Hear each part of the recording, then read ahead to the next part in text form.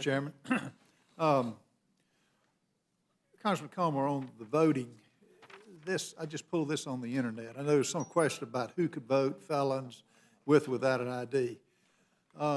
If you're voting in person and you voted in D.C. before, you don't need to provide an ID to vote.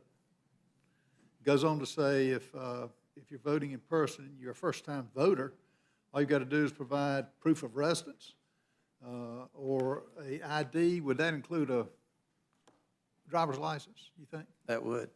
Okay. Now, D.C. voters without any ID will be able to vote a provisional ballot and have 2 days following an election to show ID to the Board of Elections for their provisional ballot to count as a regular ballot. So anybody can vote. Mm-hmm. Anybody that you want. Mr. Raskin, do you know the budget of D.C., how much they spend every year? If you forced me to guess, I could guess, but I do not know. Just take a guess. It's in the billions. 18 billion. 18 billion, 19 billion? You know the debt of D.C. now? No, I don't know the debt. $4 billion. Uh-huh. Now, we talk about the national debt and not defaulting.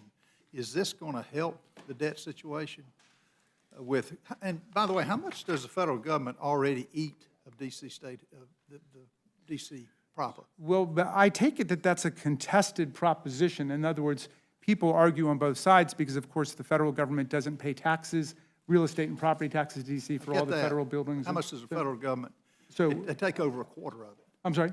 They take over, the federal government at minimum is a quarter, is what our tax dollars pay to keep this afloat.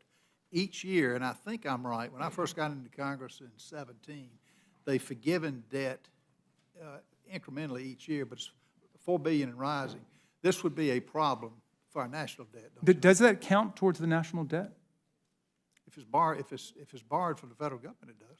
The DC, okay, I wasn't aware of that they. So I guess the only other thing I would add is, you're talking about this not being proper to bring up. I think the American people are talking about crime.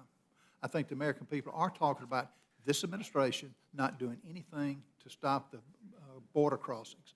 Do you know what New York City, and I think they've got 50,000 illegals. You know what they're over budget now because of the illegals? $1 billion. They're going to be asking the federal government for $1 billion. Would you think D.C. would do this? And I hear there's states that are fed up with what this administration is doing, and you're going to have busload after busload to come to D.C., which is already short, I hear, 300 to 400 police officers. But do you think that's going to add to the debt?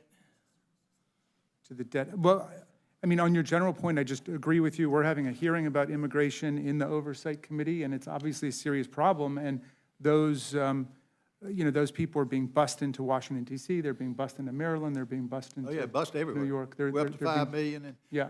Now, human support services make up close to 30% of the budget.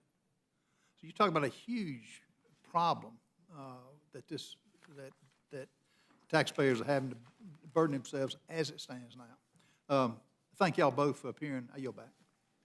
Gentleman from Texas, Mr. Roy is recognized for questions. I thank the chairman.